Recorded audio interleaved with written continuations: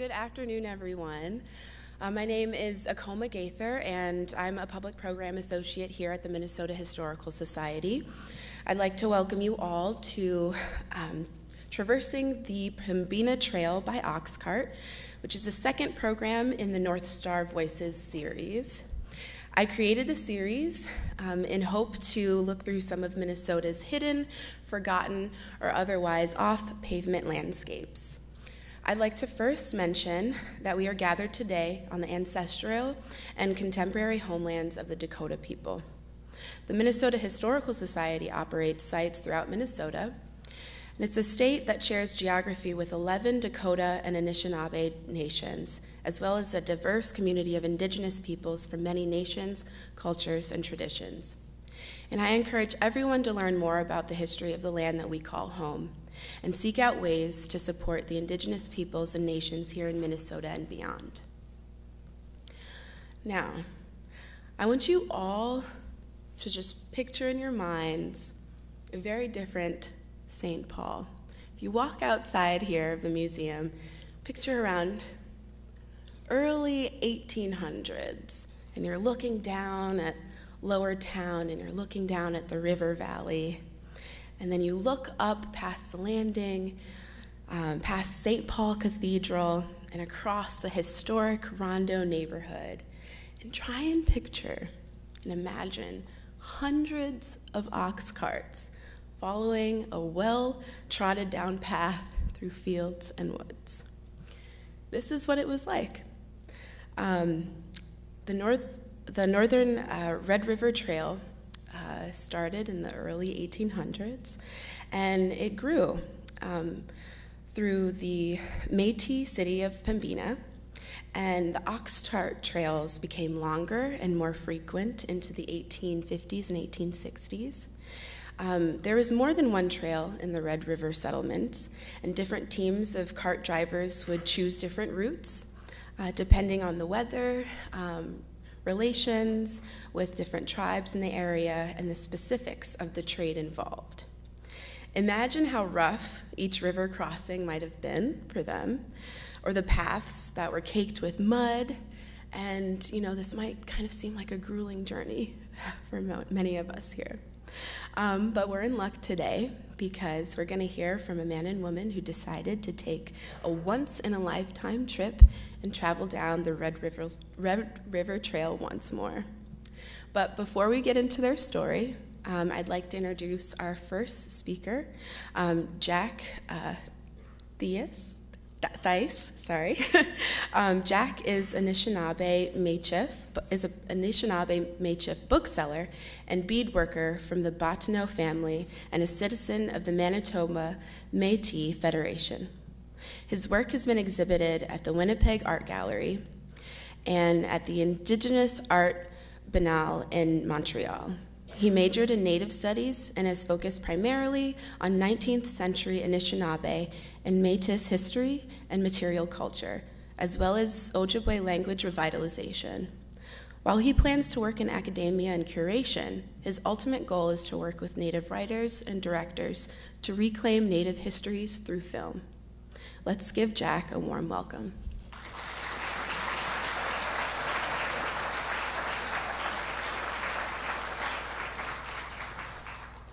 Ujinduna Magnaduk, Jack the Indishnikas, Dowsing the Dunjaba, Gawe Mash Ninga Kanamas in Dudam, Anishinaabe Wisako Devon and Dow, Minoa Tekomigud, Minoa Gaye Shalbatino, Gieshnikazo, Nina Kubijiganan. So my name's Jack. I'm from South Dallas, actually, but my ancestors are from Red River, now Winnipeg, and also they came down to the Twin Cities area and the Chippewa Valley, Prairie du Chien. There's now a neighborhood in northeast Minneapolis named for my family, the Bottineau neighborhood. So just a quick introduction to Métis people in history, and for context there, especially in the Canadian prairies, there are entire classes that last a semester or a whole year about Métis studies, Métis history or culture. So I'm gonna try to compound that into 5 minutes, so please bear with me. So this is actually something Métis people still do today, including Métis men such as myself. We find ourselves at, I guess, trading posts or fabric stores and bead stores to buy our supplies. But let's see. So just a very quick overview. Native peoples in the US and Canada were categorized by the government and also socially in these different categories. So in Canada, you got First Nations, Métis, and Inuit. There's, of course, a lot of crossover. I know people who are all three of those things. They're not recognized as such by the government, but they'll be recognized by that by their families, of course. In the US, we have Native Americans, including many Métis, Alaska Natives, Kanaka Maoli, or Native Hawaiians, Tagata Samoa, so Native peoples of lands we call Samoa, or American Samoa, and Chamorro people of Guam. So that's just a quick overview. So Métis isn't perfectly an umbrella term, but it kind of operates that way, and it can be used interchangeably with Michif, which is a word I use a lot, Otupemeswiak, which is what the Cree called us and still call us. It means those who govern themselves or those who own themselves.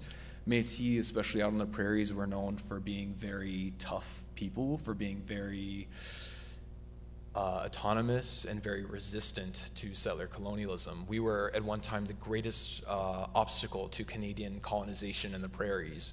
And yeah, so Wisako de Winanawag, that's an Ojibwe term that I also use. That means Métis people. Half-breeds and Bois-Brûlés or half-caste.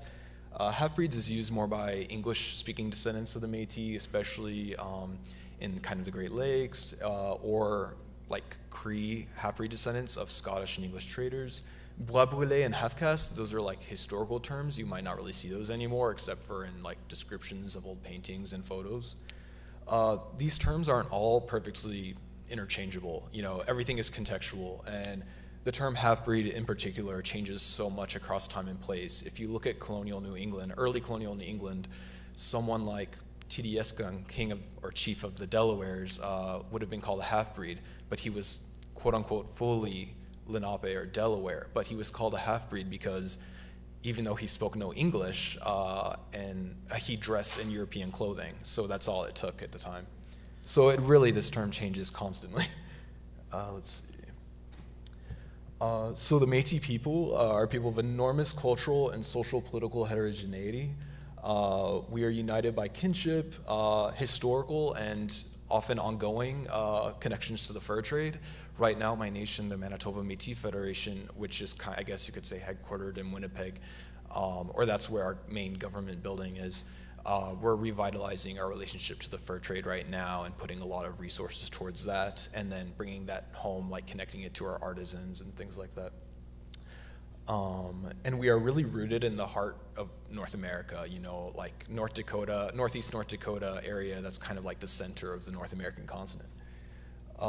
Métis, like all native peoples, we're not just ethnic groups, but like we're also nations. So besides our homelands, cultural practices, the cosmologies or ways we look at the world, and our languages, we also have our own governments, our own economies, our own legal traditions, and all of these things actually, you know, go back hundreds or even thousands of years, you know. So a lot of these things have changed and shifted and adapted to the circumstances of settler colonialism, which is the type of colonialism that's defined as creating a new homeland on someone else's homeland, and that's done by destroying in order to replace. So we've had to constantly navigate this really complicated sea of settler colonialism. Let's see. So just a couple terms that are really important to note. When talking about the Métis Nation, ethnogenesis is really important. It basically means the birth of a people, of a nation, of a new culture.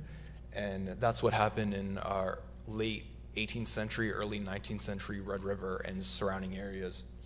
A new people were created kind of as a consequence of the fur trade, actually. And there are other post-contact indigenous peoples, such as I believe, the Seminole down in the southeast, and then many of whom now live in Oklahoma, the Muskogee Creek. And then also the Ojibwe in parts of Manitoba and Northwest Ontario. The Ojibwe are people who did not come about until European contact. They didn't really have anything to do with Europeans. It was just a consequence of what was going on at the time. So Métis, in French, métis does mean mixed. It can also mean multiracial, biracial. In a black or brown context, métis can mean light-skinned. In North American French, when the M is capitalized, we're referring to the Métis people who define themselves as a nation associated with this term. Métis in English only ever means the Métis nation, or Métis people of North America, of the West. And there's a lot of complicated, controversial conversations around that, and I'm happy to talk about that another time. Because there are a lot of people who kind of misunderstand what being Métis means, and they think that, oh, I have a native ancestor, therefore I'm Métis. It's actually a lot more complicated than that, and you have to be descended from the historic Métis nation of the West.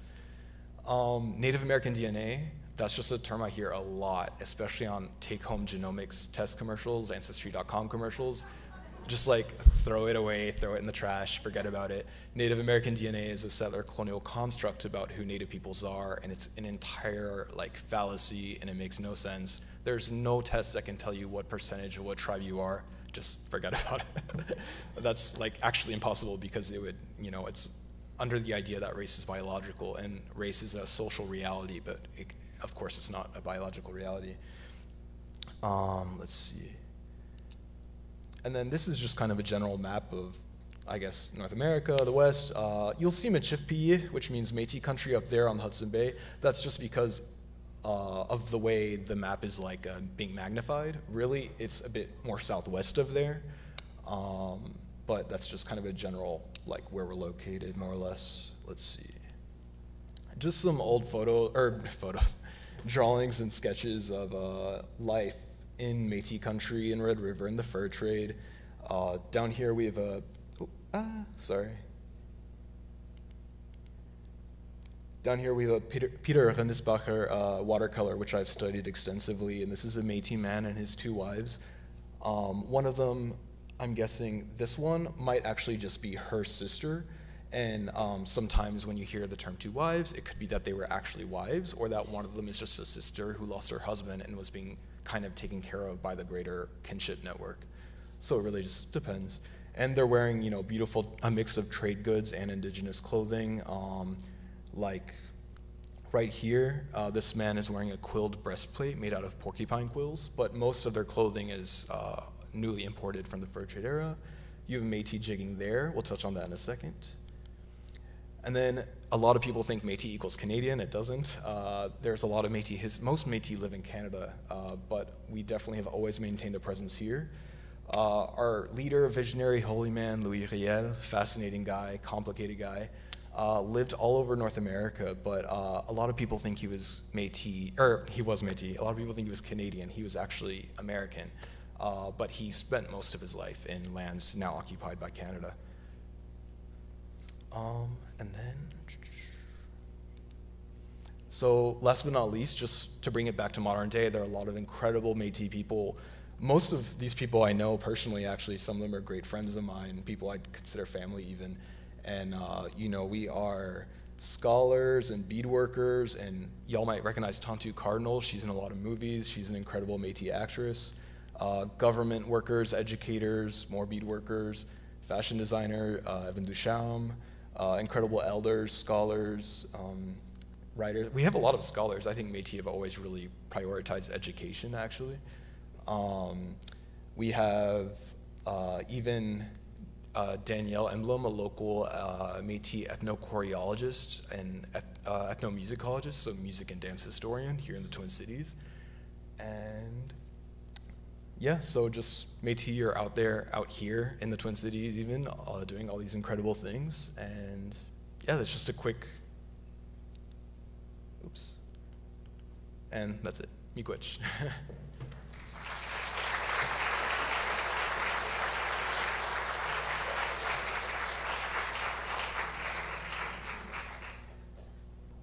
So, Terry, I just want to hop right into it.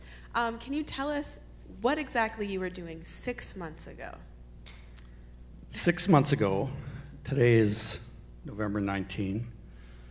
6 months ago was May 19, and we were 2 days out of Winnipeg. It had been drizzling when we went to bed, and during the night the wind started blowing. You remember it was May, so it was quite cold still.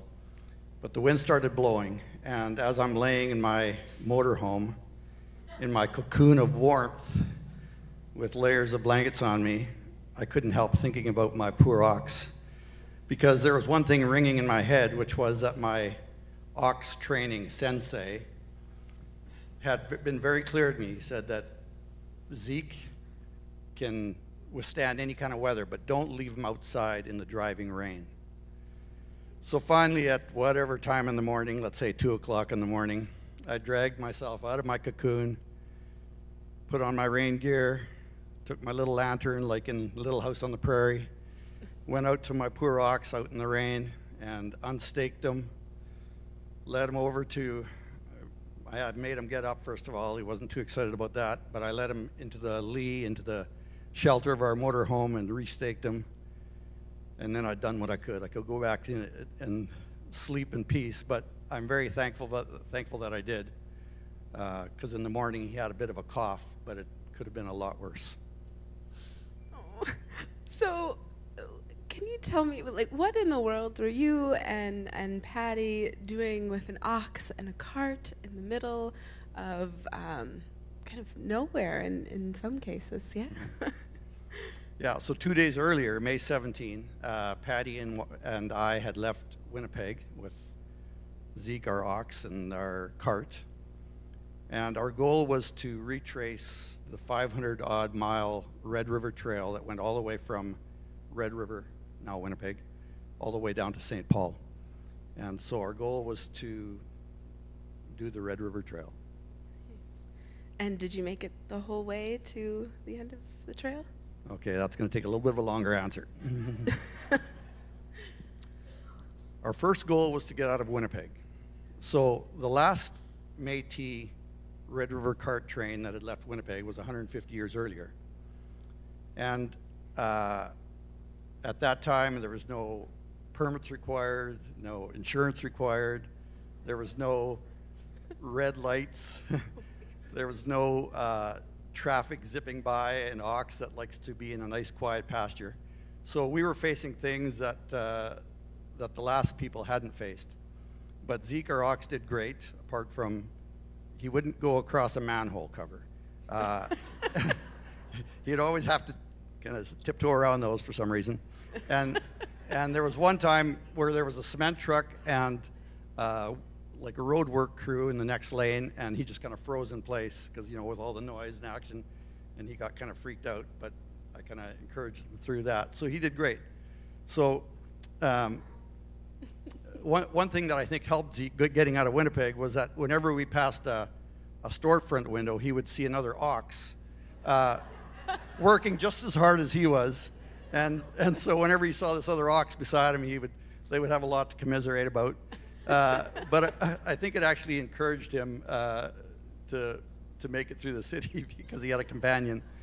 And so the one fun thing that we did before we left Winnipeg is we had to go through a drive-through. So if you've been to Canada, Tim Hortons is a big deal, and so we went through a Tim Hortons drive-through. And the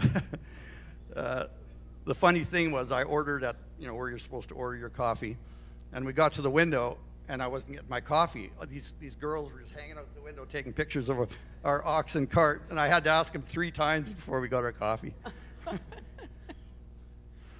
So our next big goal was to get across the border. And again, back in the day, there was no distinct border line. There was certainly no paperwork. So, yeah, we're still in the city.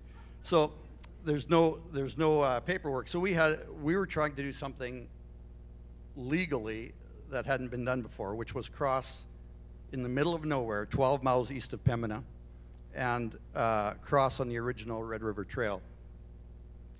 So it took a lot of communication.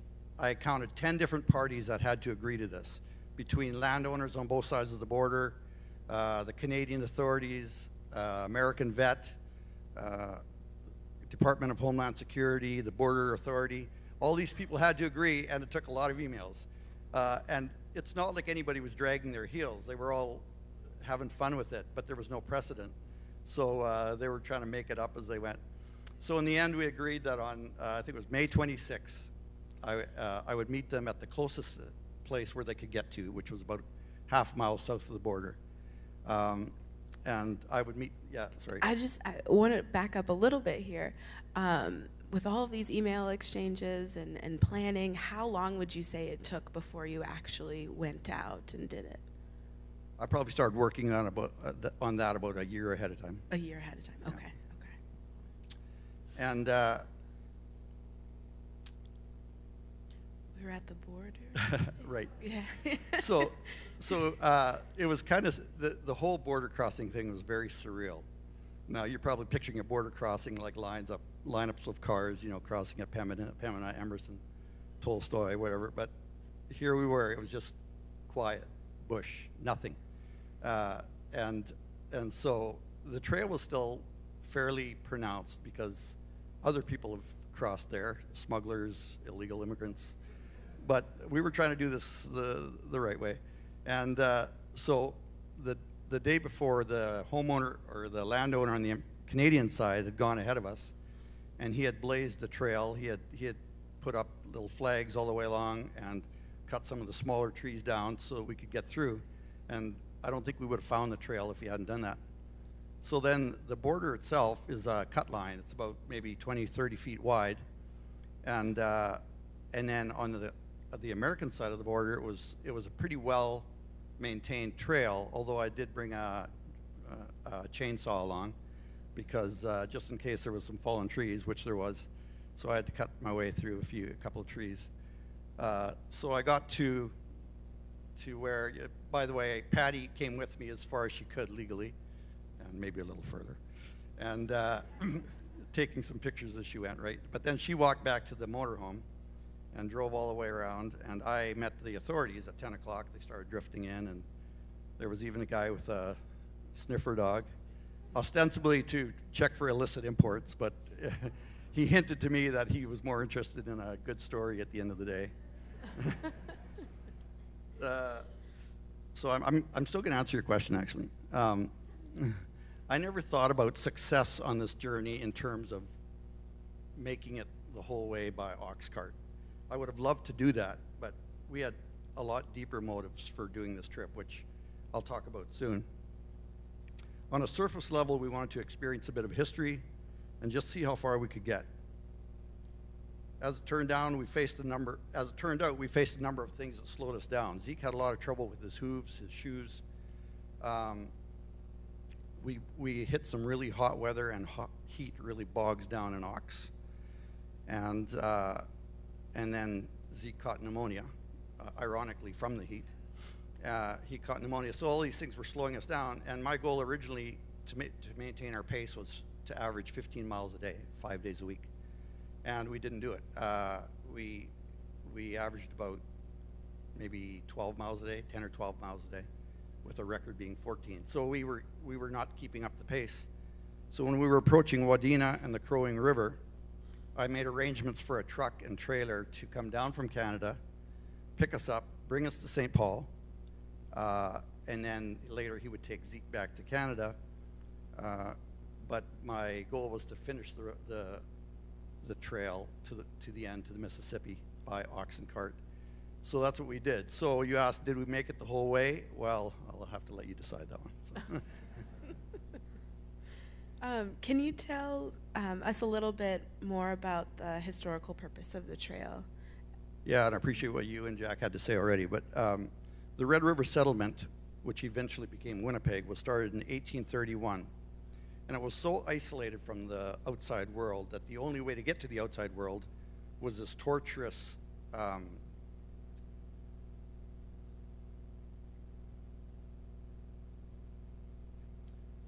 trip by boat and canoe all the way up to Hudson Bay, probably overwintering there and then sailing to England.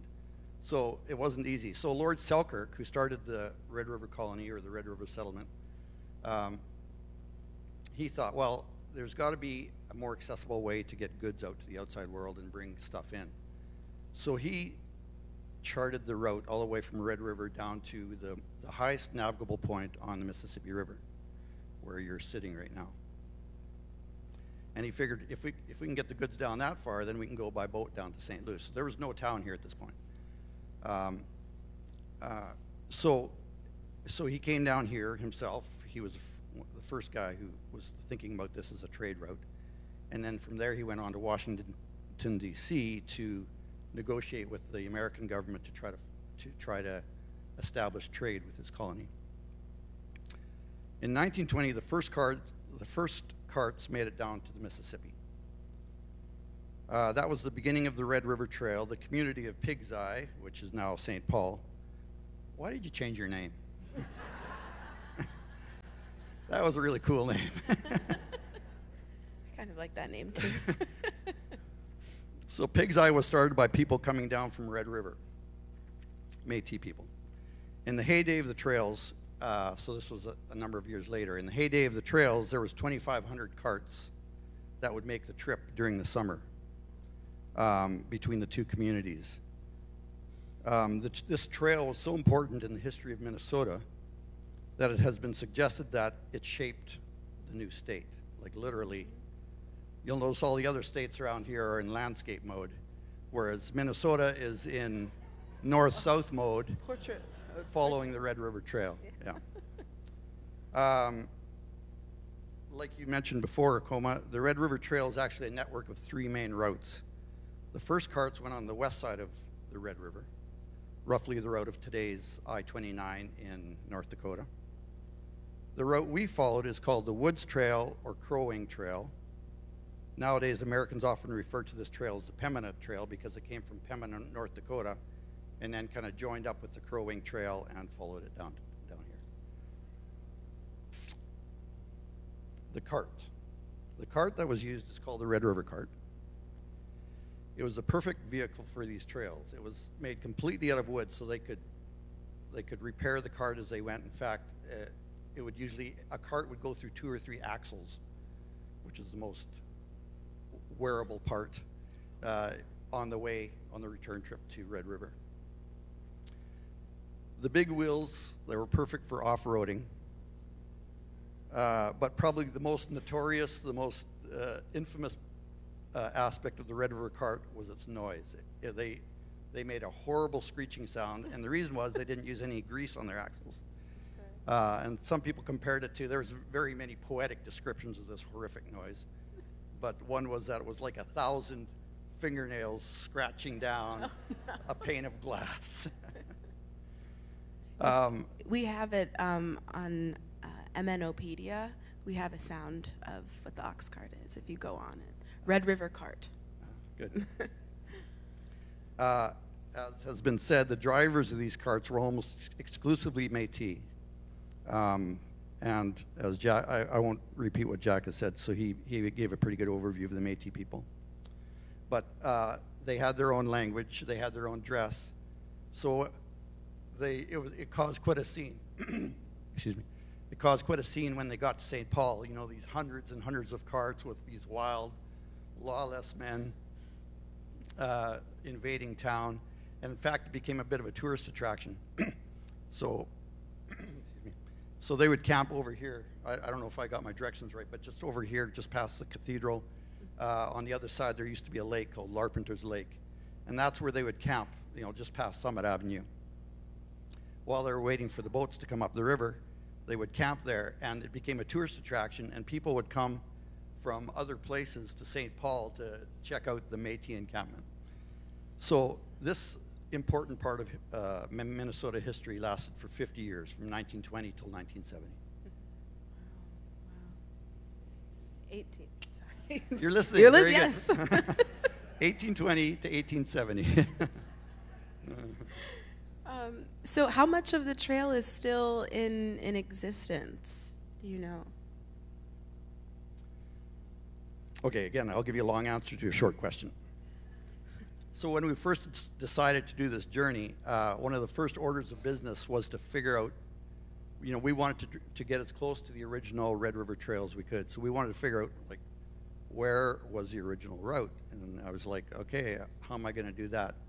I'm going to have to start studying old maps. But thankfully, I stumbled across what became my Red River Trail Bible. This book is called The Red River Trails, published by the Minnesota Historical Society. Have you heard of that? Believe so, yes. Um, I think we have one of the authors actually in the audience. Okay, so before you go there, let me just set this up for a sec, because this was written in 1979 by 3 Minnesota women. And so about a week ago, I had this brainwave. I said to Akoma by text, I just had a brainwave. I wonder, I went back to check when it was written. And I said, I wonder if any of these women are still alive. I kind of did the math, how old they might be. And she came back and said, one of the women, Deborah, is still living in the St. Paul area. And is she here today? Right there in the back. Hey. Yay! Thank you. Deborah, would you do me the honor of signing my book? It's kind of far to get up there, but I'll talk to you afterwards, all right? And I want to say that without you and your co-authors' work, this trip would have been a lot tougher. And so I really am looking forward to meeting you. And because, yeah, okay. Because this book, what was so valuable, besides all the narrative, was the maps showing the route all the way from Red River, all 3 of the routes and all the offshoots. There wasn't a lot of detail of current roads. Basically every 6 miles they had a road in there. So I had to take all that information and I had to transfer it to a Minnesota atlas, and I had to try to get as close as possible. I wanted to get as close as possible to the actual route. So when all that work was done, then we could plan our own route and figure out where we were going to go. So as I'm studying this, turns out that I figured it was about 2/3 of the whole route was either plowed under on private land that I couldn't get to, or so overgrown that was no longer drivable. About 1/3 of the route has been built up into roads that we still use today. So for example, the longest, like I said, coming out of Winnipeg on St. Mary's Road, we were on the original route of the Red River Trail. Looks a lot different, but it's the original route. And the longest actual original route is the number 10 coming south of St. Cloud towards St. Paul. But what I was really looking forward to was traveling not on just original route, but on original, I'm not sure what word to use, but actual trail. Because I knew there was sections that I could still travel that hadn't been built up, hadn't been touched beyond, vehicles still using them once in a while. So those were my favorite parts of the journey, and also Zeke's, because Zeke loved getting off the hard surfaces and onto dirt and away from the hustle and bustle of traffic and onto a quiet place. But for me, it was just so cool to travel on these places that, the last cart driver who was on there was seeing the same thing I was seeing. So yeah, that was really fun. It's also so powerful. Let's talk a little bit more about this terrain. What terrain? The cart train? The Red River Trail terrain in Minnesota. Can you tell me a little bit more about what that was like? Sorry to mess with you. Okay. The most distinctive physical part of the northern part of the Crow Wing Trail is that it followed the beach ridges of Lake Agassiz. Lake Agassiz was the largest freshwater lake the world has ever known. And as it receded about 10,000 years ago, it receded in stages, and every stage left a beach ridge. So, and they're very, very obvious to this day. And even the cart drivers of old knew they were driving on the beach of an ancient sea. So, over the centuries, indigenous people have used these beach ridges as paths, and the first cart drivers to chart this trail, they came across these beach ridges, and they went for miles and miles and miles, and they were perfect because they got them out of the mud and the swamps, so they were just like highways. On our way south, so we left the beach ridges around Detroit Lakes, and there we entered the woods and lake country. When we entered the bush country, I had the same question pop into my head over and over again, and that question was, how in the world did the first guy to blaze this trail, how did he do it? Because it's a pretty direct route between St. Paul and Winnipeg, but it's bush and lakes, and he didn't have instruments. So how did they do it? So this question kept on popping into my head, and I thought to myself, I got to research that when I'm done this journey. And so when Acoma contacted me, I had learned, in the meantime, I had learned that the guy who blazed the first trail, his name was Peter Garriock, Métis guy, and he actually had a journal, which is now in the Minnesota Historical Society archives. So I asked Acoma, I said, any chance you could dig out that journal for me? And she did. And so I got a copy of the journal, and it was really fun to read what the first guy here, I'm the last guy who's done it, maybe not the last guy forever, but till now. And Peter Garriock was the first guy who blazed this trail on this side of the river. So the story behind that is that in 1844, he and his men were in St. Paul, and they needed to get back to Red River, and they needed to get back before winter. So this was, let's say, August when they were here. But as they were leaving along one of the traditional routes, which were all on the west side of the Red River, as they were leaving, they heard reports that the Dakota people were in unrest, and they were getting agitated because of some of the injustices that had been done to them. So Peter Garriock was like, well, that doesn't sound very safe. So he was like, okay, I'm going to try to go through Anishinaabe country on the east side of the river. So he went up to Crow Wing, Minnesota, and then from there he was on his own, just blazing a trail, the same trail we traveled through the bush. And there was times when it was like so slow going they could make like 1 mile a day because all they were doing was cutting down bush and trying to get their stuff through.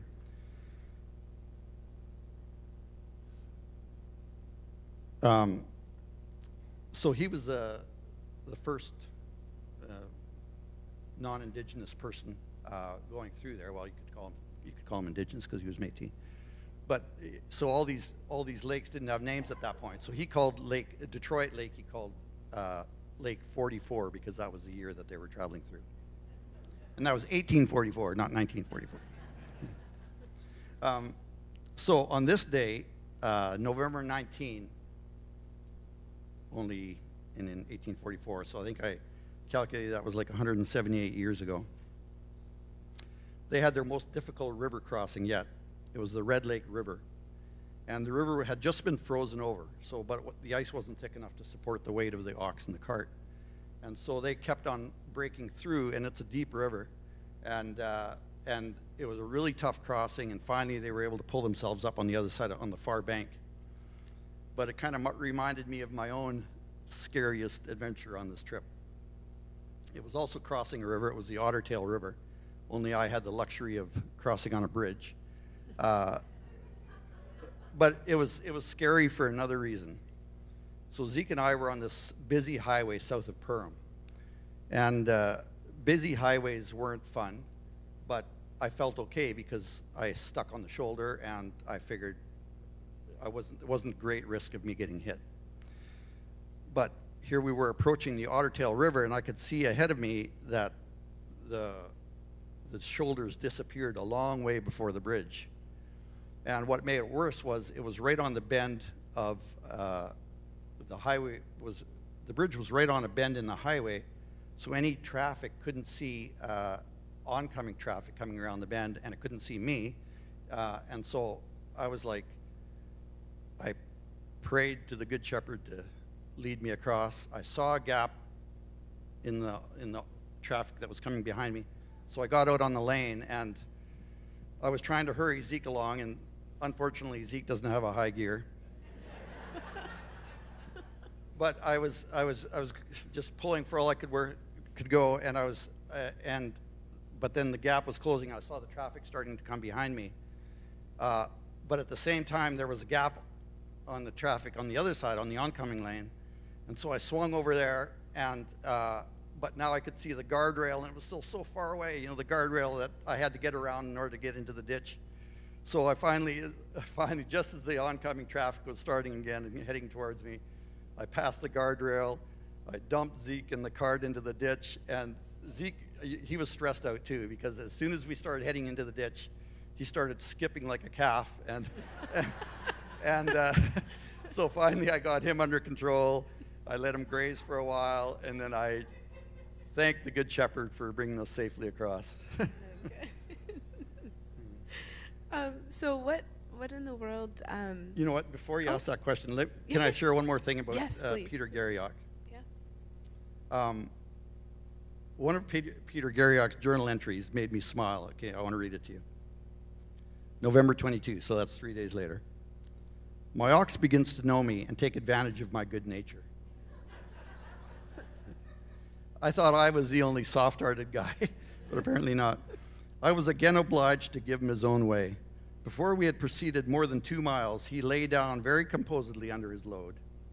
And after shaking his head 2 or 3 times, as much as to say, vexation, botheration, and termination, he coolly turned his head to his tail where he placed it, much to his satisfaction, but to my most unbounded vexation. I took him out of the cart and left him. And what's funny was, I don't know, yeah, there we go, that's the picture. So ox body language has not changed in 178 years. This was Zeke. This was one of the few times that we weren't welcomed on a property. He was coming down with pneumonia here. And I didn't know it at the time, but he was just dragging. And so somebody approached us and said, you can stay on our farm a few miles ahead. So we made it there, finally. And got him laying down, and Patty and I set up camp, but something didn't seem right about the place. And so I started making a few phone calls, and we actually talked to the real landowner of this land, who was not the guy who had talked to us, and he was not going to give us an inch. He said, you have to get off my property now. So it was, like I say, it's one of the few times we weren't welcomed. So I had to go over and tell Zeke that his day's work wasn't finished yet. And this is what he told me. But I did get him up, and we finally got to a place that welcomed us. Yeah. So. Yeah. Can you touch upon a little bit more of what inspired you and Patty to attempt this type of journey with so many, challenges with working with an ox, but also, of course, joys too. But yeah.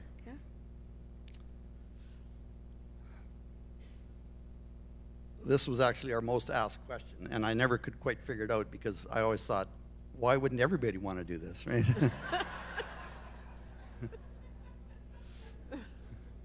Patty never had the same issue as I did.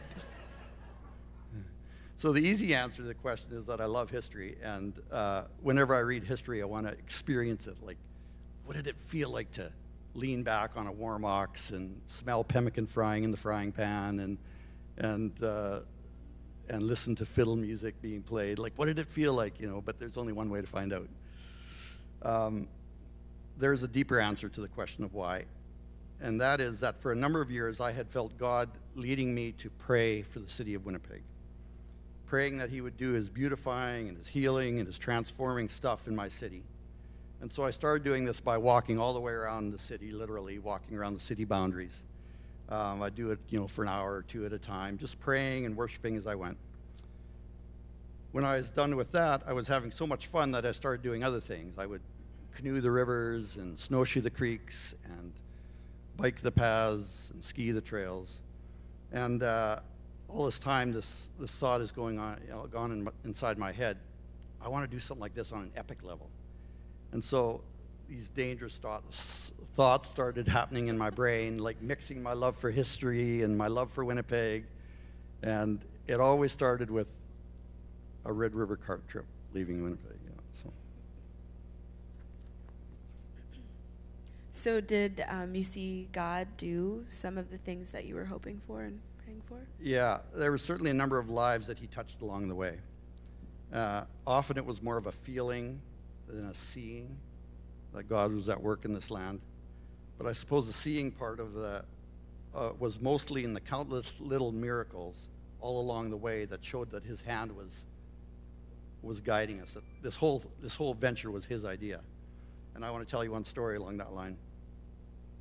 I had said earlier that I had arranged a truck and trailer to pick us up near Wadena and bring us down to St. Paul, which was true. I had done that.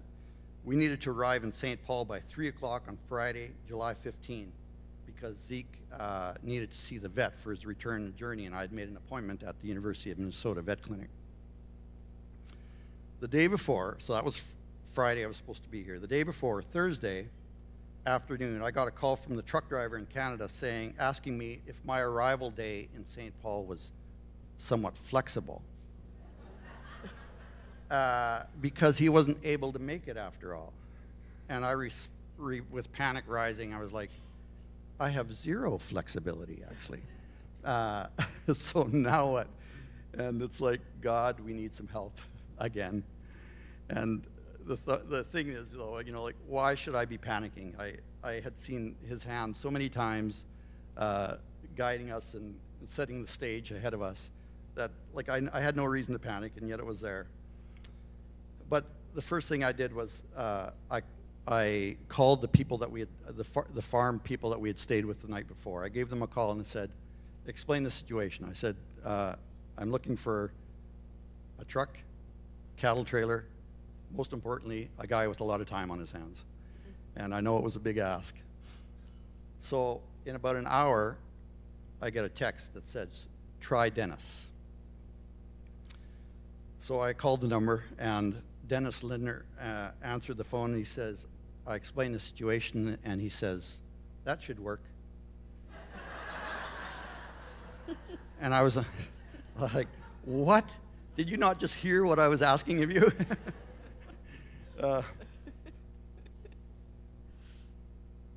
As we got to know each other over the next few days, Dennis and I, his side of the story came out. So apparently, earlier that day, Thursday,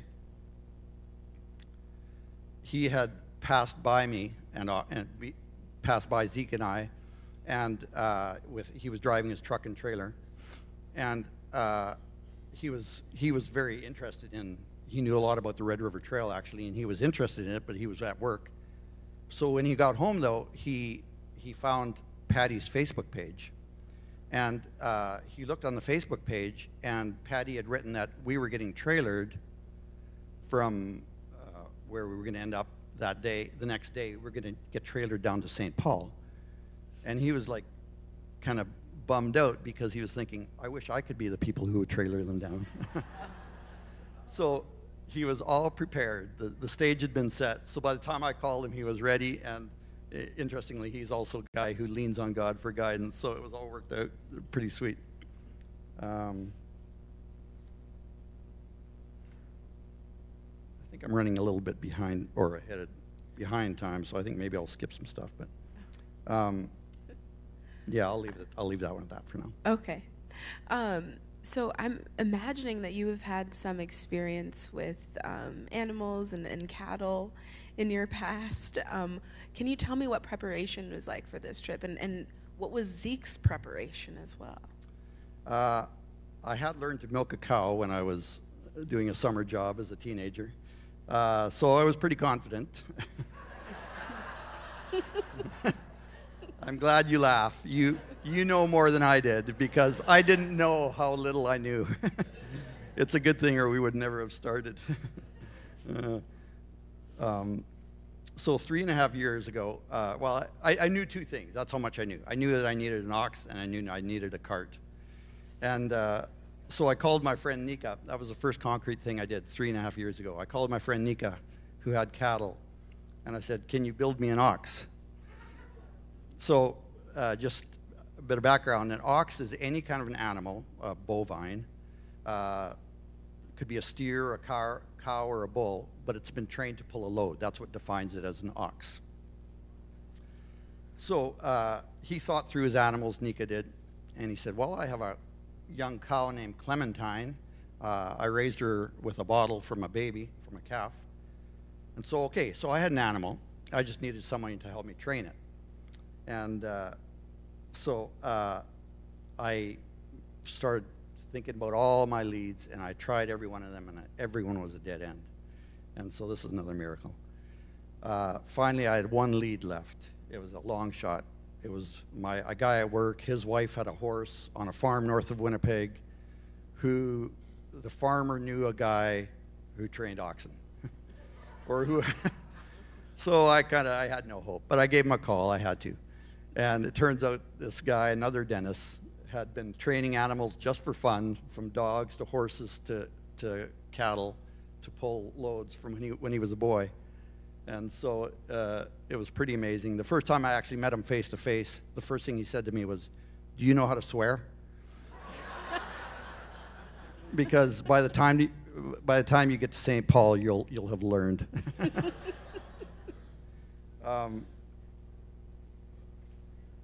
Cart.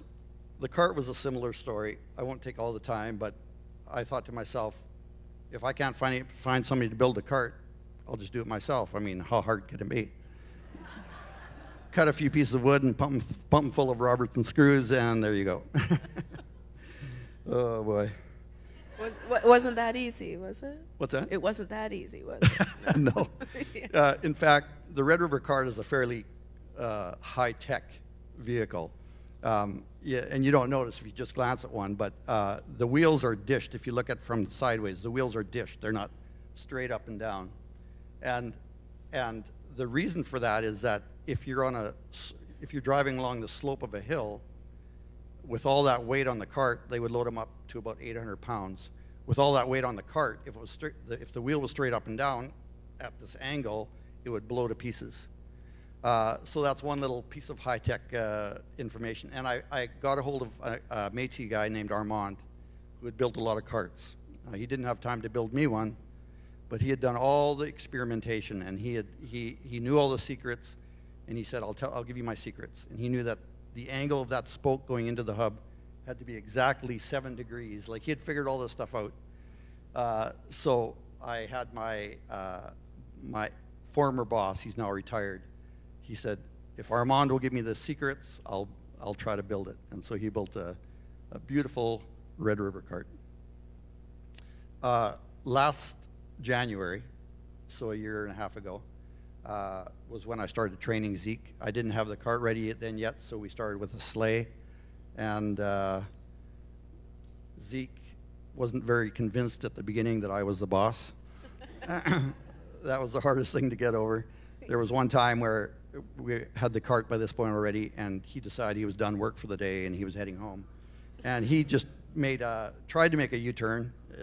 He takes a pretty wide area to make a U-turn, but he headed into the ditch. He wiped out. There was a mess of harnessing and animal and cart, and we got it all sorted out, but we turned out to be a pretty good team in the end.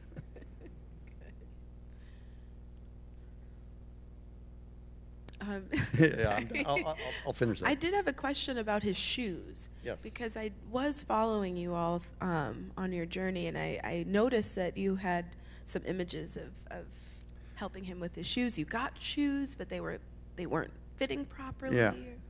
Yeah, so I knew that we had to do something, because back in the day they didn't worry about shoes. It was all dirt roads all the way.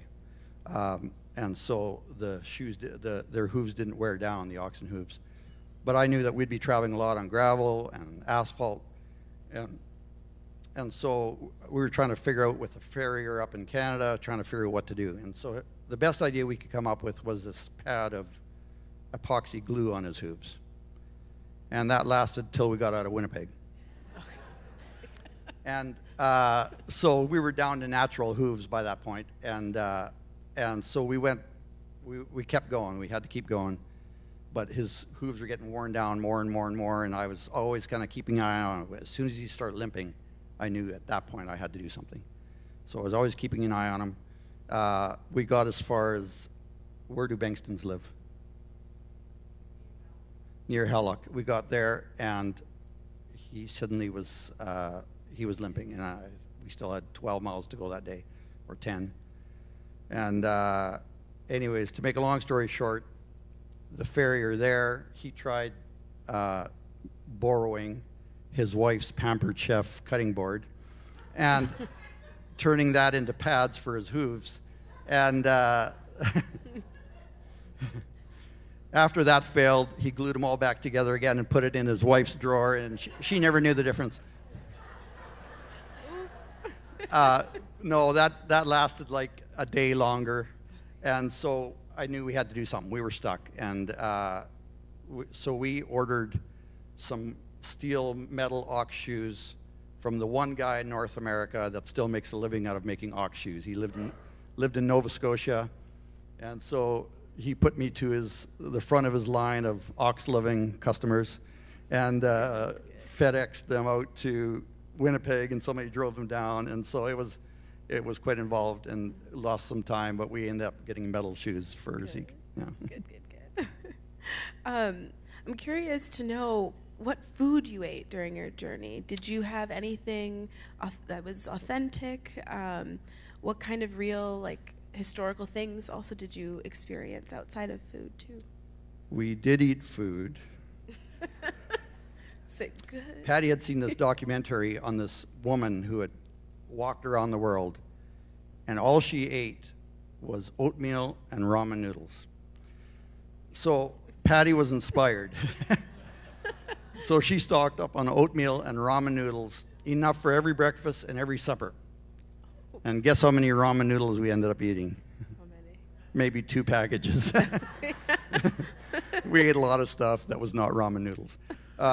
But of course, I wanted to eat at least some authentic food. And one thing I had read about some visitors to this area in the 1800s. Here, I'm going to read another quote. They enjoyed the novel treat of a fresh buffalo steak served up in the style of the country. That is to say, roasted on a forked stick before the fire. A keen appetite, their only sauce. Cold water, their only beverage. So I thought, I have to get some buffalo steak. So while we were still in Manitoba, I managed to find somebody who sold buffalo steak, and so we bought some. And Nika and his wife met us about a mile north of the border the day before we crossed. We had our buffalo steak, we got them on our forked sticks, and we roasted them over the fire. But there was only one thing missing. I had read in this Louis L'Amour Western that the hero had killed a buffalo and he needed some salt for his steak. So he, does anybody know where I'm going with this? So he had punctured the buffalo bladder and sprinkled its contents on the steak. Unfortunately, we didn't have a buffalo bladder, so we had to use the white iodized stuff.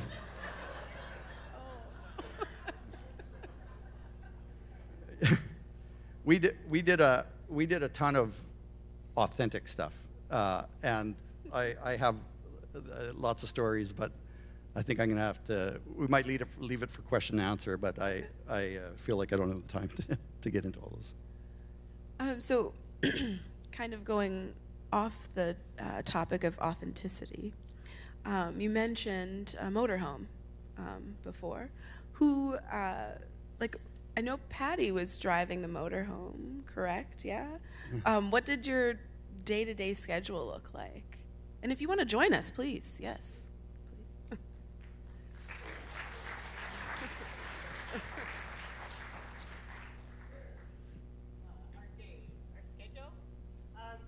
Started out, we would get up at 6 and have a hearty breakfast of oatmeal. And we would, people were giving us so much. My sister brought us cinnamon buns, and we ate like kings, I'll tell you that. But anyways, we headed out as that early, tried to go a couple of hours, and then Terry might stop beside the road, give Zeke a little break. But we would aim to have a siesta of about 2 to 3 hours, from maybe 11 till 2, so that then we would take Zeke out of his harness, and we'd find shade, and he could eat, lie down, chew his cud, and get a break. And then we would go for another few hours till supper time. But then, about 3 weeks in, the heat hit. And one morning, Zeke made it to 9:30 a.m. and he quit. That picture's pretty much what he did. He just could not move anymore. And at that point, we didn't know that heat caused pneumonia in cattle. And we learned that pretty fast. But So we realized we couldn't make him go, and we tried to get him into shade, tried to get him enough water, that kind of thing. So we had to change our whole schedule. Terry would get up at 4:30, have a bit of a quiet time of coffee, and then we would, the two of us would head out on the cart in the dark, and we would pray, and we would sing, and we would head out for about an hour, watch the sunrise. Oh, so many beautiful sunrises. And then I would hop on our scooter, and I would head back to the RV, and tidy it up, secure stuff so it wasn't flying around when I drove. And I would head to what we had identified as our breakfast spot again, shade, grass, but we wouldn't unharness Zeke at that point. That would be 8 or 9 o'clock, and we'd have a nice big breakfast. Well, he would just sit outside in the lawn chair and watch Zeke wherever he'd wander, and then they would head off again for 1 or 2 hours at the most, and that was sometimes the end of the day. Sometimes 10 in the morning, sometimes 11. Seldom, on those hot days, seldom did we go again after the siesta. But that was what we had to do because he was a 2-year-old and he couldn't do it. And when he got pneumonia, he had to be treated. We were stopped for a few days. That was on 4th of July. So that was our schedule. And Patty, were you on board for this trip since the beginning? Was I on board? Absolutely not. He knew I would laugh, and I sure did, very loud, in Burger King. And it took him a long time to work up the nerve to ask me or tell me what his idea was. And he also knew. He knew me well enough that he'd said, I don't want you to answer now. I want you to think about it. I want you to pray about it. I'm not going to convince you to go, but I'm not going without you. And he said, you need your own call from God to do this. So I didn't feel like praying about it.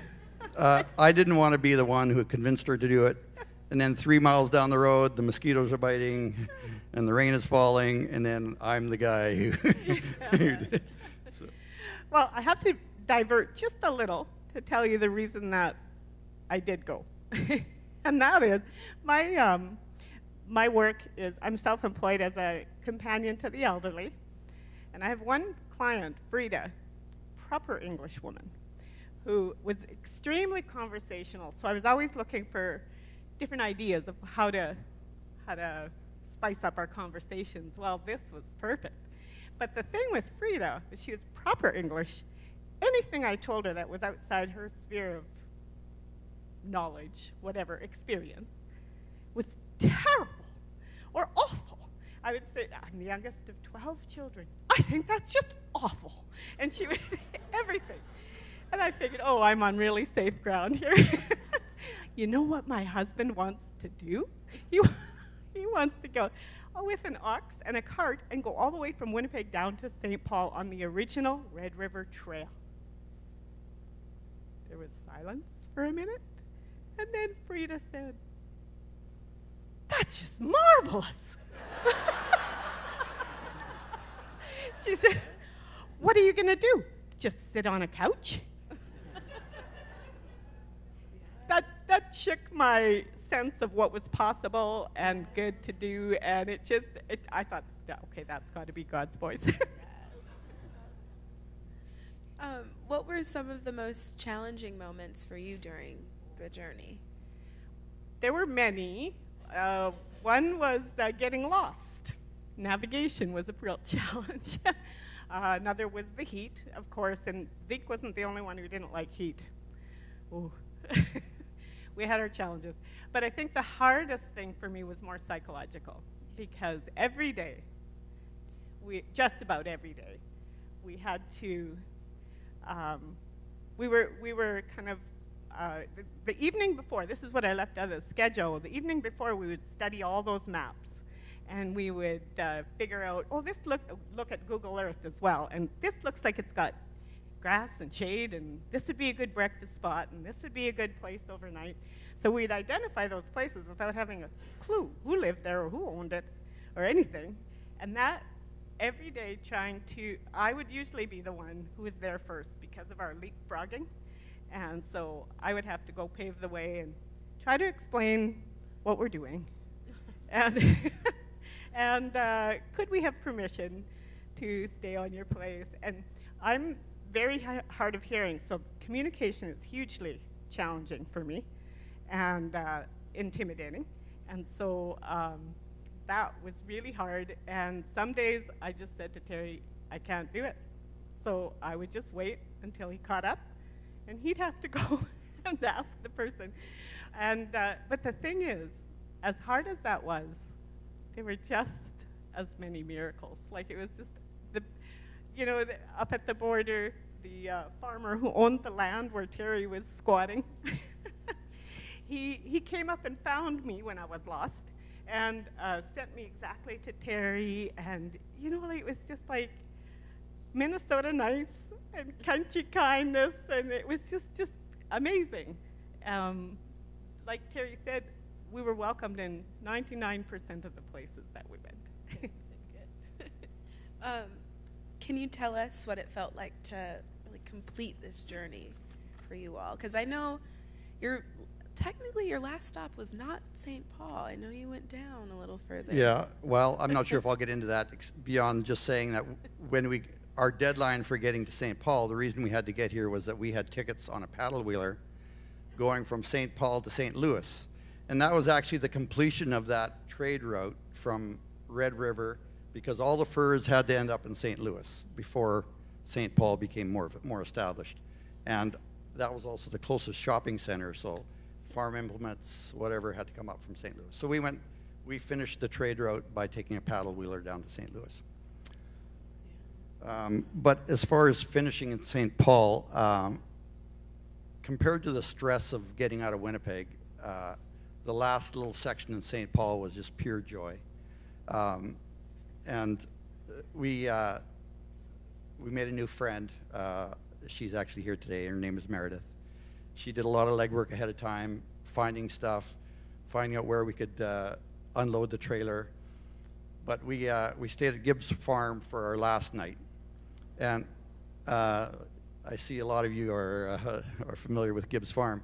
It wasn't the exact place that the Métis camped, but it was a lot more authentic in terms of here was a pasture for Zeke to be.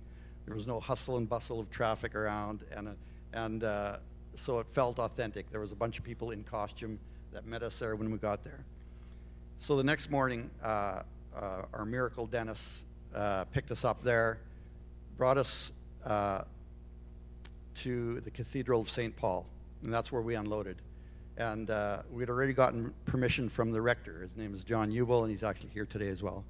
And he had followed us on Facebook and introduced himself, and so that was a huge blessing. So we unloaded on the parking lot. We took a little loop on Summit Avenue because that's kind of where all the Métis encampment was. And then we headed down Kellogg Boulevard. Again, I don't got my bearings, but right beside us. That was the last original section of Red River Trail. The Kellogg Boulevard followed it exactly. And so we blew through stoplights just like our predecessors might have had they been here at this time, and chatted with the panhandlers at the corner. And one lady with a dog said, "Ginger has never seen a cow before." But Zeke was mature and didn't respond to the slur. So we got as far as Jackson Street. We hung a right to head down to the Mississippi, and Jackson is very steep. And as soon as we turned onto Jackson, Zeke was just like very nervous because his metal shoes on asphalt, he didn't have much traction. But I had read about what to do because back in the Leaf Hills near Ottertail, what they did was when they went down a steep hill, the cart driver would brace himself at the front of the ox with his hand on the forehead. And so I got in front of Zeke and I braced him like this, and Patty and a new friend, Bert, who is also here, I think. They jump behind, and there they are. They're bumper shining behind, trying to put the brakes on the cart and keep it from going over top of Zeke. And so we inched our way down, all the way down Jackson, which wasn't very far, down to the river. And it was just, to me, it was just, I didn't know what to expect. I hadn't thought about it. But here I was at the Mississippi, like at the lower landing, just like all my predecessors. And so I took the buffalo robe off the back of the cart. I walked down to the dock with Zeke and Patty looking down on me. And so it was just like all the stress of the trip, and suddenly the end was just peace and joy. It was just, I can't explain it beyond that.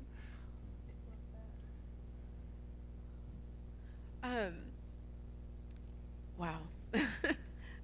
You're inspiring me to want to take a trip like this. Well, I know a good ox. I'll give him some time to recuperate.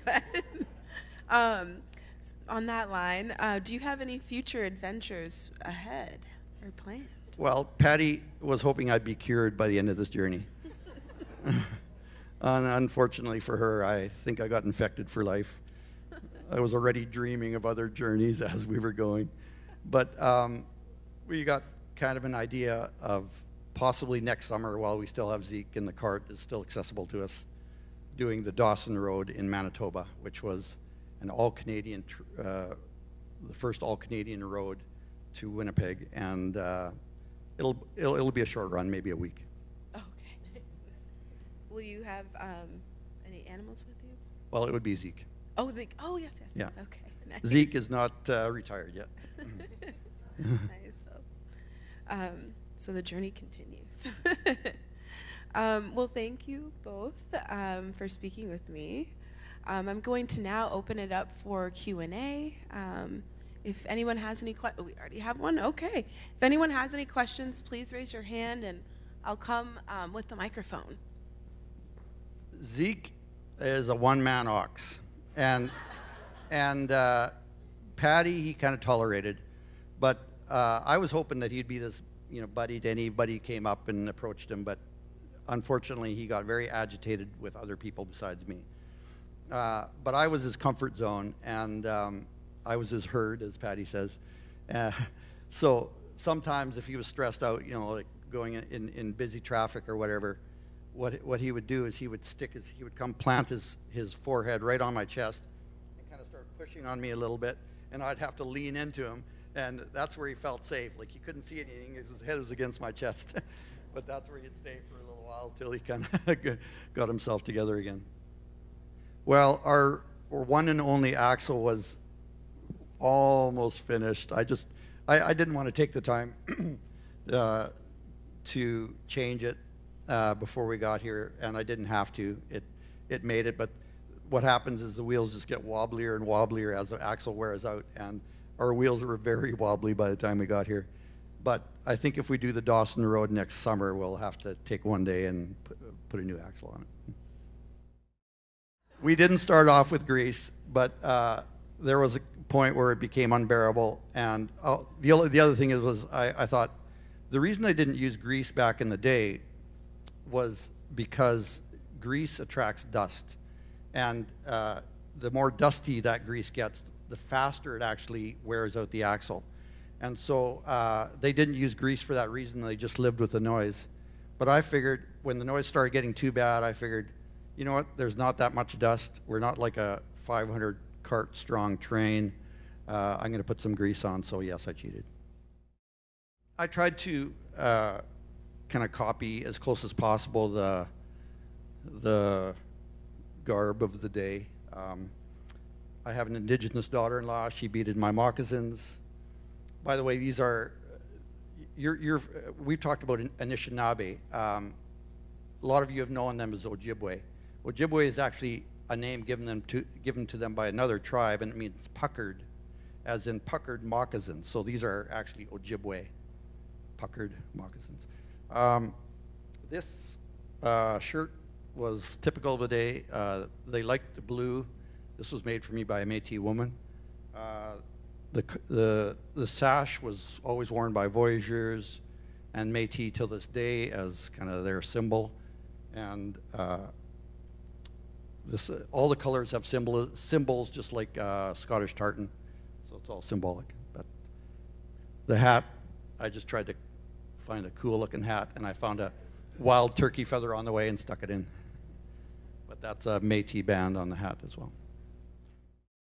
An ox has 8 hooves as opposed to 4 on a horse. So yeah, you need 8 shoes for an ox. Yeah, they're actually, so it's cloven hooved. Yeah.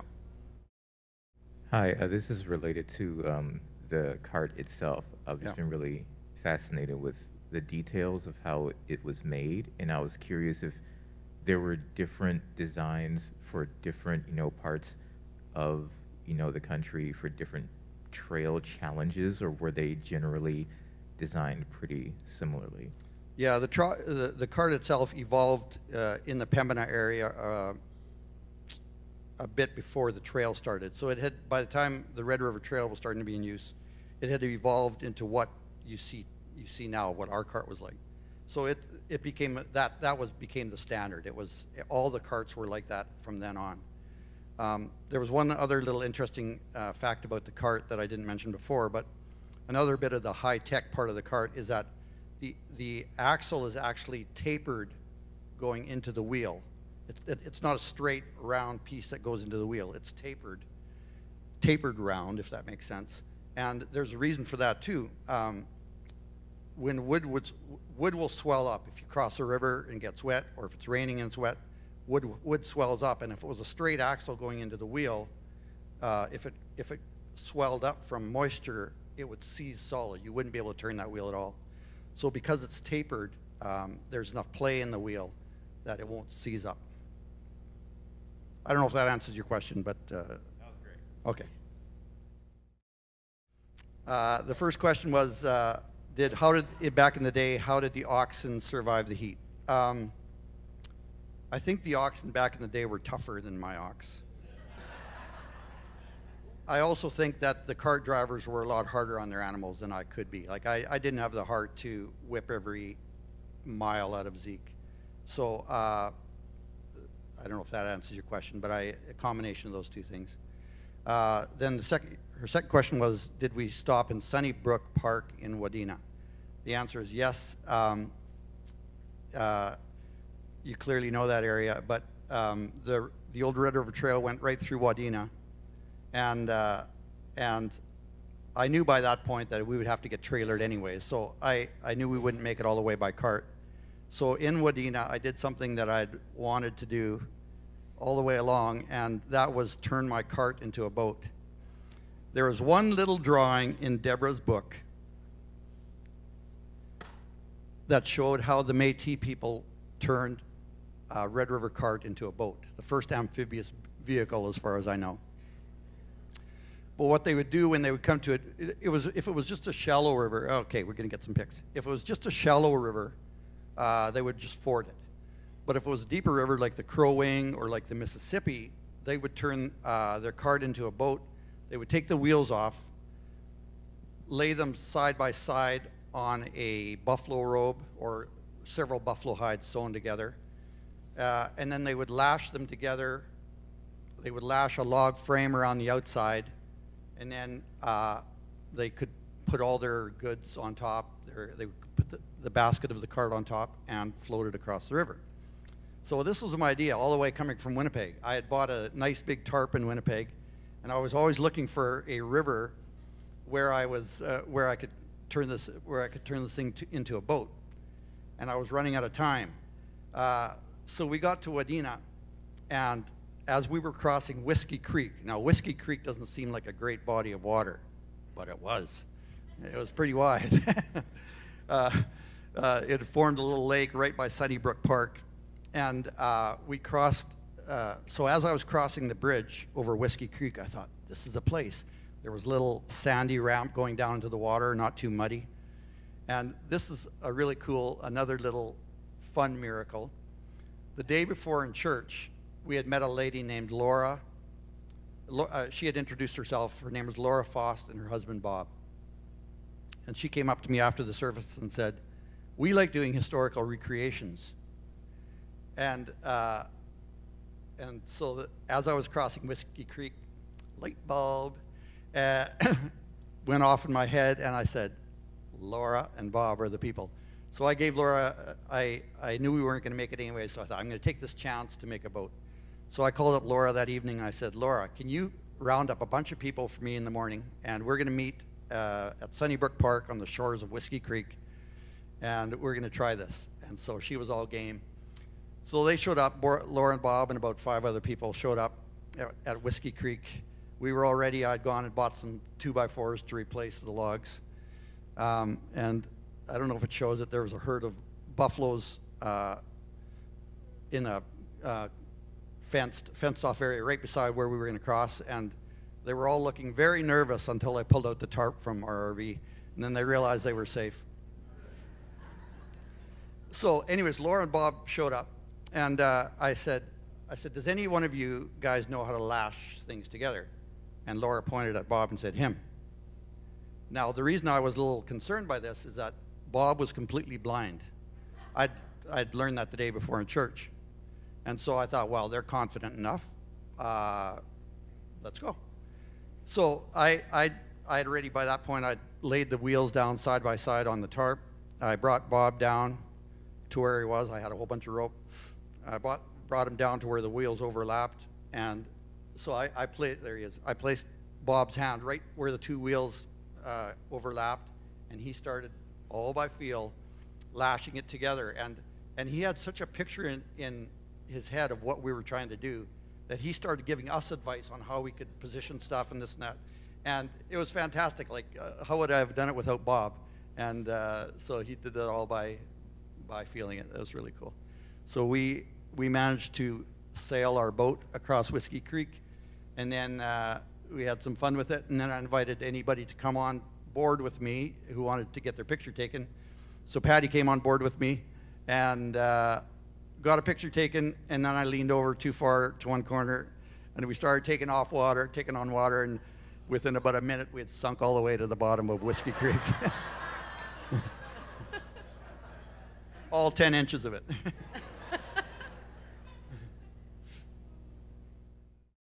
You've kind of taken on this historic journey and something that relates deeply to the history and the identity of the Métis people and the Métis Nation.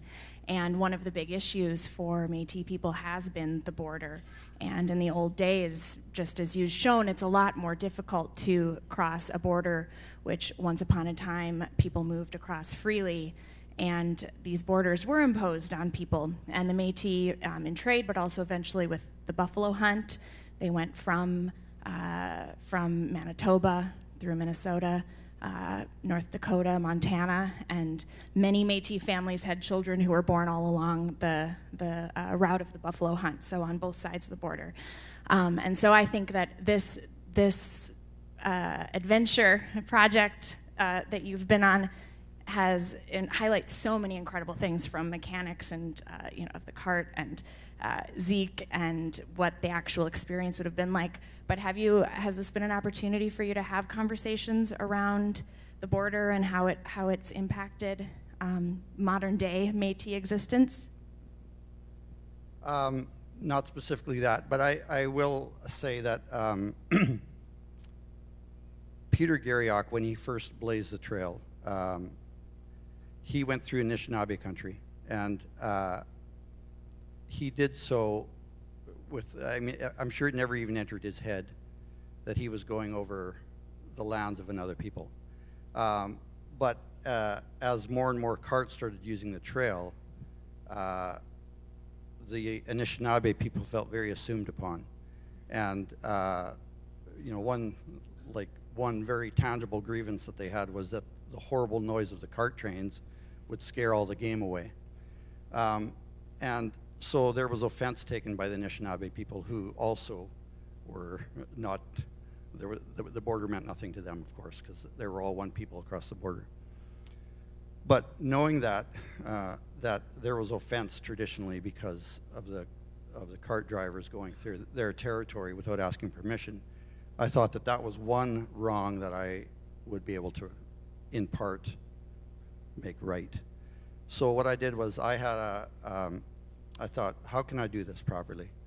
I had a friend named Jim Bear who had been a chief for many years in Broken Head First Nation, Anishinaabe. And so I contacted him and I said, this is what we want to do, but we want to do this right. So as it turns out, when we met in Upper Fort Garry in Winnipeg at the beginning of our journey, Jim Bear and another Anishinaabe friend who spoke Anishinaabe-Mo and could pray in that language, they met us at the beginning, and so I formally, there was a small crowd of people gathered there. I said, I formally presented them some gifts to them, peace pipe, tobacco, some healing medicines, and I said, I told them what I was going to do. I said, we want to go through your traditional lands. Do we have permission? And it's a little bit like proposing to your girlfriend. You think that the answer is going to be yes, but you're not 100% sure. There was a little bit of measure of risk, because for me it wasn't just symbolic. If he had said no, we wouldn't have gone. And so, but Jim very graciously said yes, and he and his friend prayed for us as we left, and I had a Métis guy prayed for us as he left, and they blessed the cart and the ox with a smudge and committed us to the Creator. So that was maybe the closest to answering your question. Thank you for sharing that. And I think you really do have an incredible opportunity here with the visibility that you've built with this. I keep wanting to say project, and I'm like, no, it's an adventure. But it's a project. I don't know what you want to call it. But I think this story, that story that you just told us right there, being able to really model